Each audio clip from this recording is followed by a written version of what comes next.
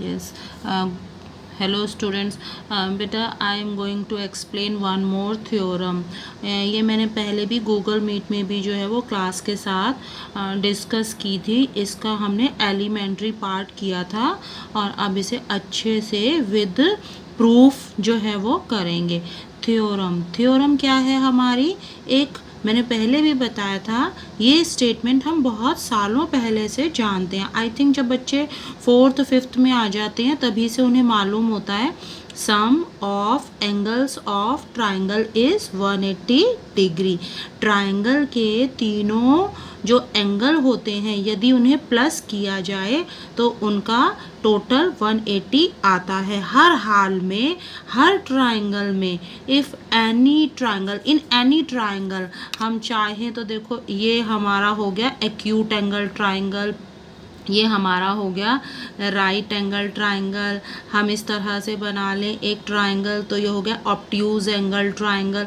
यानी किसी भी प्रकार का ट्राइंगल बनाएं, हर स्थिति में क्या होता है, जब तीनों एंगल्स को हम प्लस करते हैं तो वो निकल के आता है 180 डिग्री. और ये क्लास में भी एक बच्चे ने भी बताया था कि how can we prove this. तो उसने ये बोला कि मैम हम ना सबको मेज़र कर देंगे 1 by 1. हम डी की सहायता से, प्रोटेक्टर की सहायता से 1 by 1 मेज़र करेंगे और टोटल करके देख लेंगे.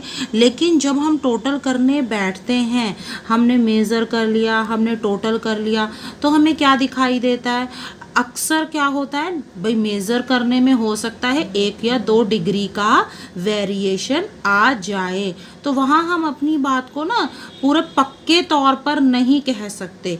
इसके अलावा कुछ बच्चों ने, अब ये सभी बाहर के ही बच्चे हैं तो मुझे तुम्हारे बारे में मालूम नहीं है, हालांकि ये एक्टिविटी हमारे कोर्स में है.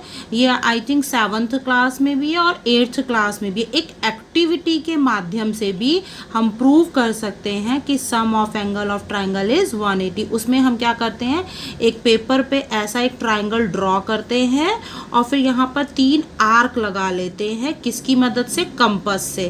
कंपस को पहले यहाँ पर रखा एक आर्क, उसी कंपस को यहाँ पर रखा दूसरी आर्क, उसी कंपस को यहाँ पर रखा तीसरी आर्क. और 1 by 1 इन तीनों को फिर किसकी सहायता से, एक सीजर की सहायता से ये तीनों पोर्शन, ये तीनों पार्ट हम कट कर लेते हैं. तो कट कर लेते हैं और फिर इन तीनों कटे हुए को हम एक ऐसे लाइन ड्रॉ करके ऐसे यहाँ पर फेविकॉल से जोड़ देते हैं. तो एक, ये दूसरा और ये तीसरा, ये इस तरह से सेट हो जाएंगे. यानी ऑलवेज ये कैसे सेट हो जाएंगे, एक डी की फॉर्म में ये सेट हो जाएंगे. तो इससे भी क्या पता चलता है कि ट्राइंगल के तीनों एंगल्स का सम 180 डिग्री होता है. ये कौन सा मैथ, पहले हमने कौन सा मेथड बताया, मैंने मेजरमेंट मेथड. फिर दूसरा कौन सा बताया, एक्टिविटी मेथड. अब ये तो तीसरा हम करने जा रहे हैं, ये हमारे कोर्स में है और ये कहलाता है ज्योमेट्रिकल प्रूफ. ज्योमेट्री की मदद से हम कुछ अपने क्लूज दे करके हम बताएंगे और यहाँ पर कोई गुंजाइश ही नहीं रहेगी, कोई शक ही नहीं रहेगा. यहाँ पर देखो 180 है तो 180 ही निकलेगा. यहाँ पे जो है वो वेरिएशन के चांसेस कतई नहीं है, बिल्कुल नील है, ज़ीरो हैं. तो हमने ये स्टेटमेंट लिखी पहले ऊपर, ठीक है. अब हम गिवन लिख रहे हैं. मैंने पहले भी बताया था हमारा फॉर्मेट यही रहता है, हम पहले हमेशा गिवन लिखते हैं. अब गिवन में क्या है, हमें क्या दिया हुआ है, चित्र हमें किसका दिया हुआ है, एक ट्राइंगल का दिया हुआ है और हमने उसका नामकरण कर दिया, उसके तीनों कॉर्नर्स पे नाम रख दिए ABC. तो इस प्रकार एक ट्राइंगल है, ये हमें गिवन में लिखना है, ठीक है. फिर नेक्स्ट आता है हमारे पास टू प्रूव. टू प्रूव में हमें साबित, सिद्ध क्या करना है इस वाले सवाल में कि एंगल 1, ये जो मैं इन्हें ना एंगल ABC, मैं अक्षरों के बजाय नंबर लेना ज़्यादा प्रेफर करती हूँ जिससे कि बच्चों को ज़्यादा आसानी से समझ में आ जाए. तो हम यहाँ पर एंगल्स का इस्तेमाल जो है वो नंबरिंग के थ्रू कर रहे हैं. तो angle 1 plus angle 2 plus angle 3 equal to 180. यही करना है ना हमें सवाल में साबित, यही काम है ना हमारा. इस बार हमें क्या टास्क मिला है कि इन तीनों को प्लस करके 180 आए, ये साबित करके दिखाओ। तो ये चित्र अपने आप में काफ़ी नहीं था, ये ट्रायंगल, केवल हम इतने भर से हमारा काम नहीं चलता। तो मैंने क्या किया, यहाँ पर एक एक्स्ट्रा ये ले लिया हमने कि एक एक्स्ट्रा लाइन हमने ड्रॉ की है एक ट्रायंगल के अलावा। तो जो एक्स्ट्रा काम हम करते हैं सवाल में, इन एडिशन करते हैं, उसे हम डॉट्स में दिखाते हैं, ठीक है।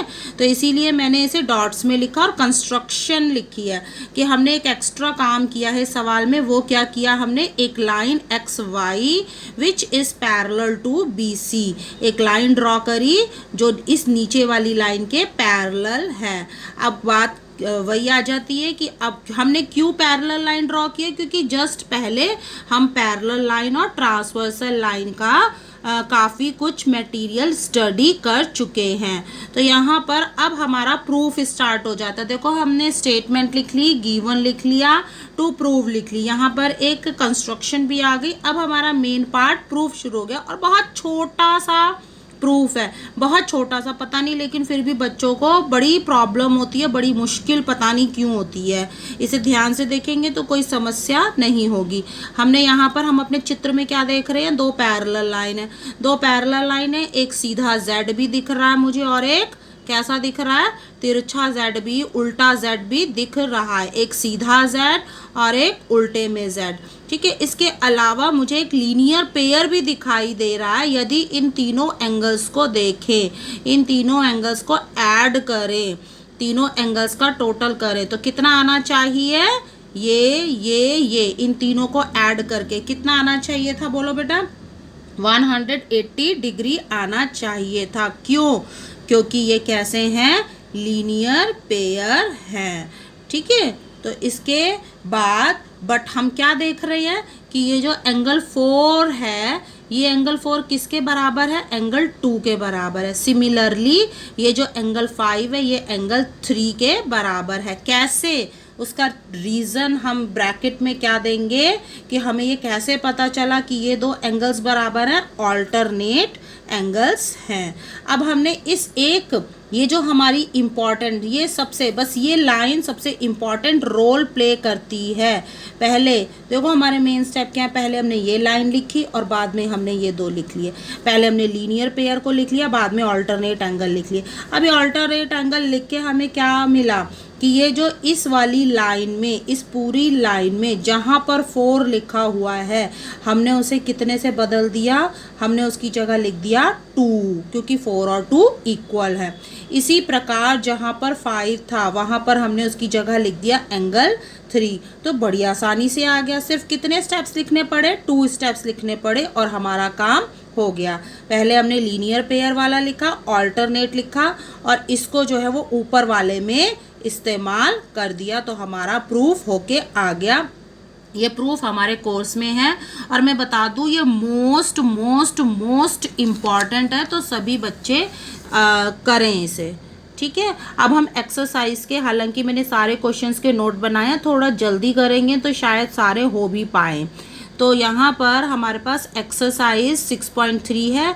ये चित्र दिया हुआ है बेटा, इस चित्र में कुछ बातें उन्होंने सवाल में लिखी हुई हैं। दो बातें लिखी हुई हैं। एक ये वाला एंगल दिया हुआ है, ये क्वेश्चन में दिया हुआ है, एक ये वाला एंगल दिया हुआ है और एक जो है वो इधर वाला, ये वाला एंगल, 2 एंगल दिए हुए हैं और बाकी हमें जो है वो और एंगल निकालने हैं। तो बाकी के हम कैसे शुरू करेंगे, मुझे तो दिखाई दे रहा है लीनियर पेयर कि अगर ये 110 है तो ठीक, मैंने क्या नाम दिया इन्हें, अड़ोसी पड़ोसी का नाम दिया है। ये बिल्कुल ठीक, ये इनके बीच में क्या है, एक दीवार बनी हुई है, ये 2 घर की तरह है ये, और इसका पड़ोसी है ये। तो अगर ये 110 है तो ये ऑब्वियसली कितना हो जाएगा, 70 डिग्री। हम क्या लिखेंगे कि angle 1 plus angle 2 is equal to 180 degree, linear pair. और इस तरह से एंगल 2 आ जाएगा हमारा 70 डिग्री। सिमिलरली 135 का पड़ोसी कौन है? 4। तो अड़ोसी पड़ोसी है ये, तो इसका पड़ोसी, इसकी वैल्यू कैसे निकलेगी? 180 में से 135 को प्लस करके वो वैल्यू निकल जाएगी। तो एंगल 2, 110 का पड़ोसी 70 डिग्री निकला और 135 का पड़ोसी जो है वो हमारा निकल गया 45 डिग्री। ये 70 डिग्री निकला और ये निकल गया 45। अब हम जब इस अंदर वाले ट्रायंगल को देखें तो इस वाले ट्रायंगल में हमें जो है वो 2 एंगल पता चल गए।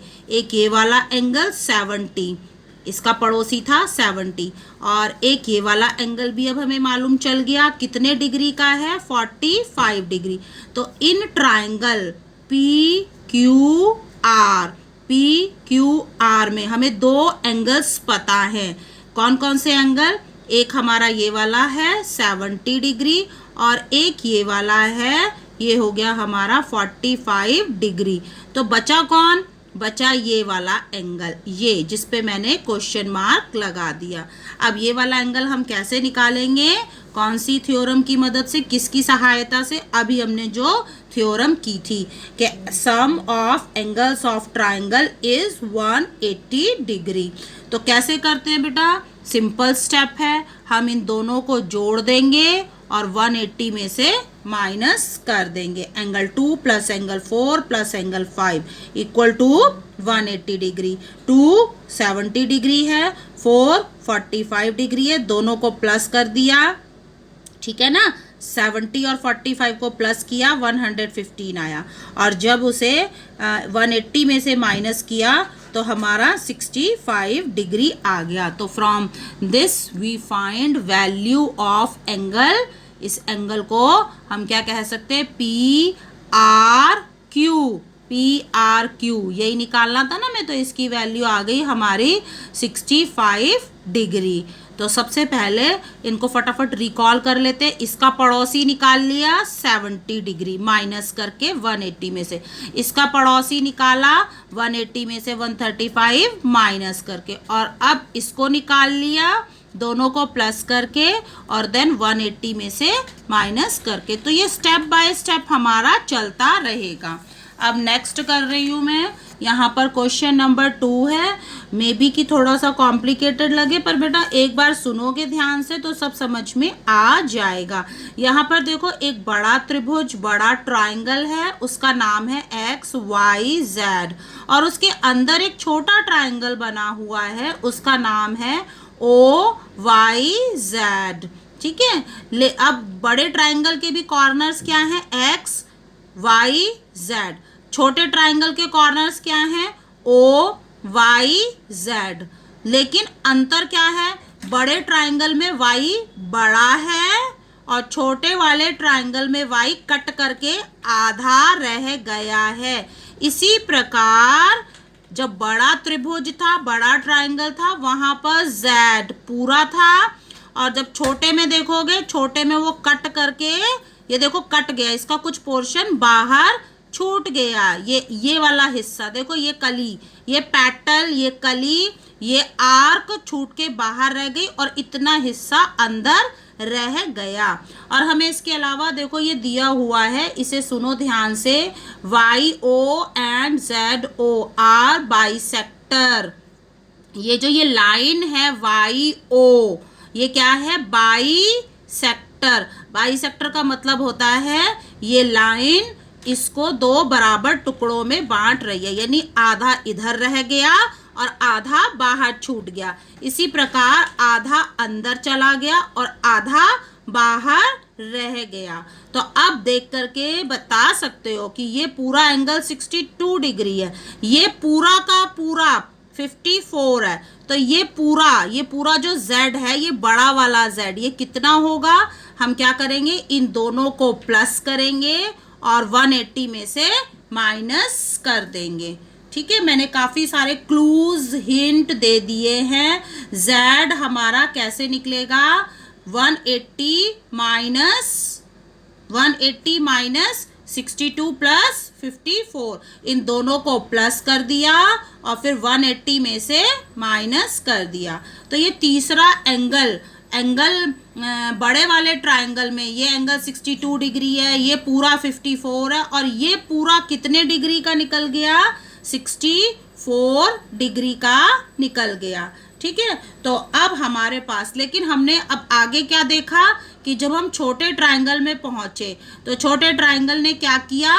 आधा हिस्सा अंदर आधा बाहर। तो बताओ आधा कितना कट करके कितना रह जाएगा अंदर? 54 का आधा कितना रह जाएगा? 27 रह जाएगा। इसी प्रकार ये पूरा कितना था? 64, ये पूरा 64 था, लेकिन जब ये कट करके आधा हो गया तो ये अब कट करके कितना रह गया? अंदर ये रह गया 32 डिग्री। ठीक है, हाफ हाफ हमने लिख दिए। देखो एंगल 2 इज इक्वल टू 54/2 और इसी प्रकार से जो एंगल 4 कट के आधा हो गया था वो 32 डिग्री है। तो अब बड़े वाले ट्रायंगल के तीनों एंगल्स हमें मालूम है ना बड़े ट्रायंगल्स के।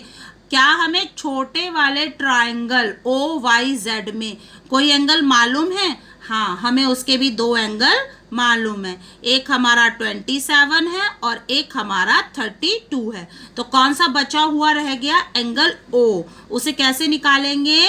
एंगल O को कैसे निकालेंगे?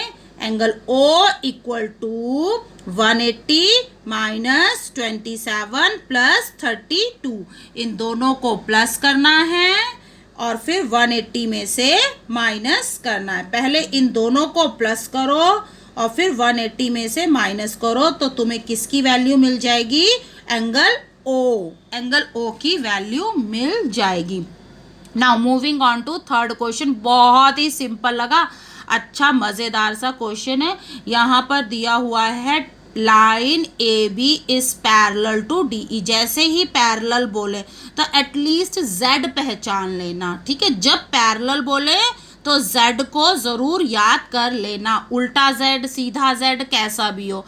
तुम्हें दिख रहा है उल्टा Z? ये देखो, ये रहा उल्टा Z। ठीक है, हमें यहाँ पर कौन कौन से दो एंगल दिए हुए हैं? जब बुक भी देखोगे साथ में तो हमें एक तो ये एंगल बना हुआ था हमारे फिगर में, ये लिखा हुआ था, और एक ये वाला लिखा था। तो मैंने ये तीसरा ये कहाँ से लिख दिया? ये क्या मुझे पता था ये भी 35 है? बिल्कुल पता चल गया। कैसे पता चल गया? ऑल्टरनेट एंगल है। मैंने तुरंत लिख दिया कि we know from question AB is parallel to DE and AE is transversal line. ये AE तिरछी ट्रांसवर्सल लाइन है। तो ऑल्टरनेट एंगल इक्वल होंगे और ऑल्टरनेट कौन से बन रहे हैं? कौन सा पेयर है ऑल्टरनेट का? ये वाला एंगल A और एंगल E का। तो इसलिए angle A is equal to angle E। दोनों बराबर होंगे, दोनों ही 35 डिग्री ईच होंगे। अब कौन सा त्रिभुज, कौन सा ट्रायंगल बन रहा है इस सवाल में? एक ही ट्रायंगल बन रहा है भाई, ट्रायंगल CDE। अब इस ट्रायंगल में हमें दो एंगल्स मालूम हैं। तीसरा कौन सा छूट गया? तीसरा छूट गया हमारा C। तो बोलो बेटा C कैसे निकलेगा? एंगल C इक्वल टू, बहुत सरल है, 180 माइनस और ब्रैकेट में 53 plus 35 degree. Triangle CDE, it has 3 angles, angle C, angle D, angle E। उसमें से हमें पता है एंगल D है हमारा 53 डिग्री, एंगल E है हमारा 35। दो एंगल्स मालूम है, बचा कौन? Angle C। तो एंगल C कैसे निकलेगा? 180 माइनस ब्रैकेट में 53 डिग्री प्लस 35 डिग्री। 53 35 को प्लस किया 88 डिग्री और 180 में से माइनस कर दिया तो हमारा आ गया 92 डिग्री। इजी था, मुझे लगता है ये अभी तक का सबसे आसान क्वेश्चन रहा हमारा। हमें सिर्फ इसमें Z को पहचानना था और फटाफट हमने ये वाला एंगल निकाल लिया। Now moving on to next question. Next question भी आसान है, मुझे तो आसान ही लगा ये भी। यहाँ पर दो त्रिभुज दो ट्राइंगल हैं, ठीक है, दो त्रिभुज दो ट्राइंगल हैं। यहाँ पर जो हमें गिवन थे बेटा, कौन कौन से दो एंगल दिए हुए थे, इस ऊपर वाले ट्राइंगल के ये दो एंगल दिए हुए थे, ये वाले दो।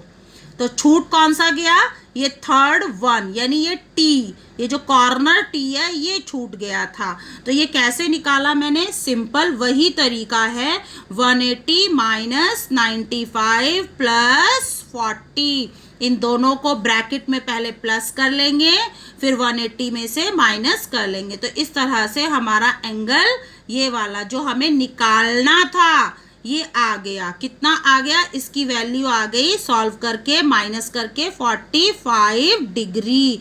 अब ये 45 डिग्री है। अब इस त्रिभुज पे आ जाते हैं, इस ट्रायंगल पे आ जाते हैं। इसमें केवल एक ही एंगल पता है, बाकी के ना तो ये पता है ना ये पता है। लेकिन अब ऊपर वाले ट्रायंगल की मदद से हम इस वाले ट्रायंगल में एक एंगल है जिसे बता सकते हैं। शाबाश, वो कौन सा है, ये देखो, वर्टिकल अपोजिट एंगल है ना। एक एक्स बन रहा है ना, एक्स डमरू, मैं बच्चों को डमरू भी बता देती हूँ कि एक डमरू जैसा, देखो ये डमरू, इसके बिल्कुल ठीक सामने, इसके अपोजिट में ये इधर वाला 45, तो ये इसके सामने वाला भी अगेन कितना हो जाएगा, 45 डिग्री। अब तो कोई समस्या नहीं होनी चाहिए। अब ये वाला जो नीचे वाला ट्रायंगल है, इसके दो एंगल्स पता चल गए, थर्ड निकालना रह गया। तो कैसे लिखेंगे बोलो, angle Q is equal to 180 minus और ब्रैकेट में 45 प्लस 75। आई होप कि ये कैलकुलेशंस कर लोगे। एक क्वेश्चन और हम देख लेते हैं फटाफट से।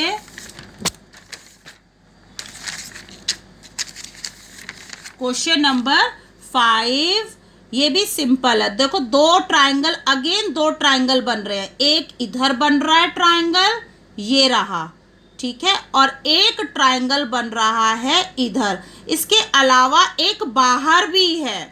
तो अब कौन से हो गए, याद आया, अड़ोसी पड़ोसी।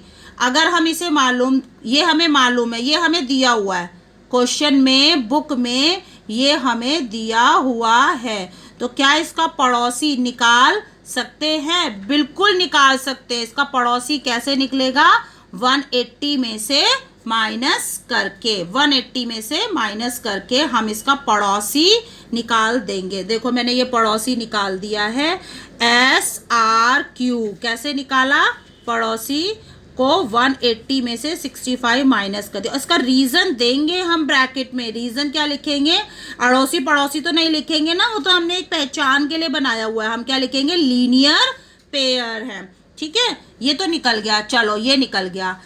अब क्या करना है हमें, ये हमारा एक Z भी बन रहा है इस सवाल में। Z क्यों बन रहा है, क्योंकि पैरेलल दी हुई है। जैसे ही पैरेलल लिखी हुई हो तो तुम तुरंत Z ढूंढना शुरू कर देना। PQ पैरेलल SR, तो Z कौन सा बन रहा है, ये देखो, ये लाइन, ये और ये बन गया ना Z। तो यहाँ पर ये वाला एंगल X है, तो इसका नाम भी क्या हो जाएगा, X हो जाएगा। अगर ये X है तो ये भी X बन जाएगा। क्यों बनेंगे, ऑल्टरनेट। तो हमने कहाँ से शुरू किया, we know from question that PQ is parallel to SR, तो alternate angle will be equal. तो ये नीचे वाला भी कितने का हो गया, X का। लेकिन अभी भी नंबर तो मालूम नहीं चला, हमने X ही कहा है। चलो इसके अलावा हम ये भी पता कर पाए 115 डिग्री। अब कौन सा त्रिभुज ले, कौन सा ट्रायंगल ले, अब यहाँ पर ऊपर वाला ट्रायंगल ले या नीचे वाला, हमें नीचे वाला लेने में फायदा है, क्योंकि यहाँ पर हमें दो एंगल्स मालूम हो गए। एक हमारा 28 डिग्री गिवन है, ये गिवन है, बुक में लिखा हुआ है, और ये वाला हमने कैलकुलेट करके निकाल लिया। तो इस नीचे वाले ट्रायंगल में दो एंगल्स पता चल गए। तो थर्ड बेटा कैसे निकालते हैं, इन दोनों को प्लस करके 180 में से माइनस कर लेंगे। तो क्या लिखेंगे, X equal to 180 minus 115 plus 28। तो इस प्रकार से x की वैल्यू आ गई 37। लो, एक अक्षर की वैल्यू आ गई 37। अब ये 37 है तो ये भी 37 ही होगा। x थे ना दोनों, 37 हो गए। अब ऊपर वाले त्रिभुज की बात करें तो ऊपर वाले त्रिभुज में दो एंगल्स मालूम चल गए। अब दो एंगल्स मालूम चल गए, कौन कौन से? एक एंगल P। अब कहोगे P तो लिखा ही नहीं हुआ। भाई ये जो ये ऐसा मार्क लगा हुआ होता है, ये किसकी पहचान होती है? 90 डिग्री की। ये वाला जो हम ऐसे ये बना लेते हैं, ये कहलाता है 90 डिग्री का एंगल। तो एक ये पता है हमें, एक ये पता है, बचा कौन? y। तो अब कहो कि y कैसे निकलेगा? y इज इक्वल टू, कैसे निकलेगा बोलो? 180 माइनस 90 प्लस 37। इसको कैलकुलेट कर लोगे, y की वैल्यू भी निकल के आ जाएगी। तो आई होप कि ये सारी चीज़ें समझ में आ जाएंगी। वीडियो को देखोगे, ध्यान से देखोगे, एक दो बार देख लो, 3 बार देख लो, कोई मना तो नहीं है ना तुम्हें कि नहीं एक ही बार देखनी और उसके बाद ये डिलीट हो जाएगी। तो अच्छे से देखो और सभी बच्चे ध्यान रखेंगे, इसमें बहुत ही इम्पॉर्टेंट थ्योरम मैंने बताई है। एटलीस्ट उस थ्योरम को 5 टाइम्स कर करके देखें, उसे बार बार रिवाइज करते रहेंगे।